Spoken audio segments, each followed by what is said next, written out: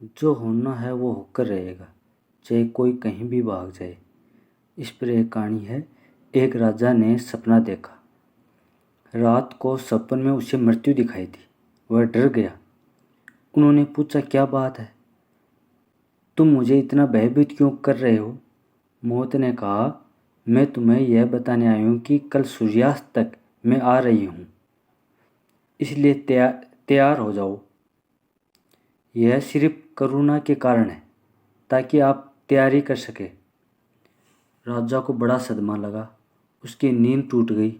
आधी रात थी। उसने अपने मंत्रियों को बुलाया और कहा, ऐसे लोगों को ढूंढो जो सपन का अर्थ बता सके, क्योंकि समय कम है। शायद यह सच है।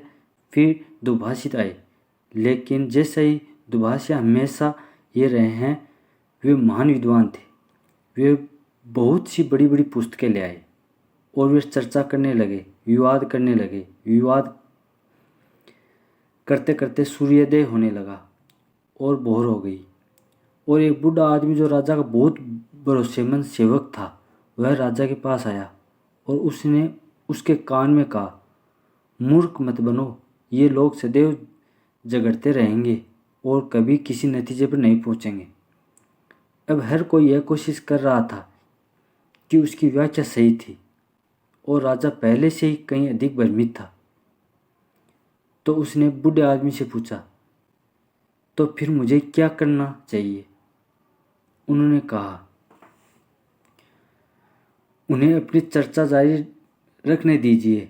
वे इतनी जल्दी समाप्त होने वाले हैं और सूर्य अस्त हो जाएगा, क्योंकि एक बार उगने के बाद सूर्य अस्त बहुत दूर नहीं है।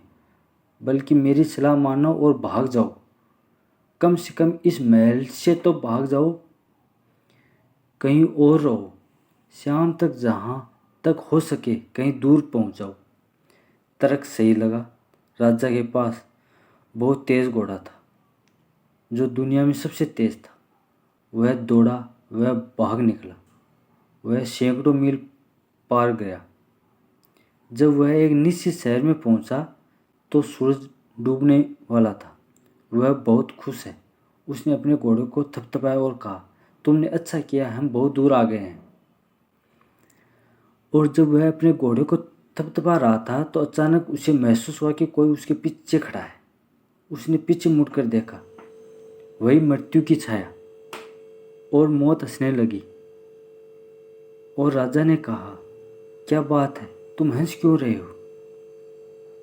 मौत ने कहा, मैं चिंतित थी, क्योंकि तुम्हारी मृत्यु इस पेड़ के नीचे होनी तय थी और मुझे चिंता थी कि तुम वहां तक कैसे पहुंचोगे। आपका घोड़ा सचमुच बहुत बढ़िया है। यह अच्छा हुआ मुझे भी तुम्हारे घोड़े को थपथपाने दो, इसलिए मैं तुम्हारे सपने में आया। मैं चाहता था कि तुम महल से भाग जाओ, क्योंकि मैं बहुत चिंतित था कि यह कैसे होगा, तुम कैसे पहुंच पाओगे। वह स्थान बहुत दूर लग रहा था और केवल एक दिन बचा था। लेकिन आपके घोड़े ने अच्छा प्रदर्शन किया। आप समय पर आ गए। आप जहां भी जाएंगे मौत आपका इंतजार कर रही होगी। हर दिशा में मौत इंतजार कर रही है।